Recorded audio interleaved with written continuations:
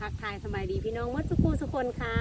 มื้อนี้สน้อยกะมาเกี่ยวข้าวคือเก่าค่ะยังอีกไข่หนึ่งบ่ทันได้แล้วเน้องพี่น้องจ๋ามื้อนี้ก็ดีค่ะบรรยากาศดีบ่แดดค่ะ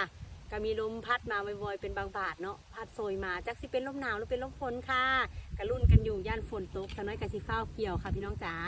วิถีชีวิตชาวนาเนาะเกี่ยวบ่แล้วก็คือบ่ได้พักค่ะก็ฝากพี่ฝากน้องเป็นกำลังใจให้สน้อยเด้อเดี๋ยววันนี้สิลงเกี่ยวข้าวน้ำก็เต็มนาอยู่ค่ะเกี่ยวข้าวข้าวแมบน้ำค่ะพี่น้องจ๋ากะสิยากจากหน่อยเนาะฝากเป็นกำลังใจให้สาวน้อยแน่วันนี้กะนี่ค่ะโอ้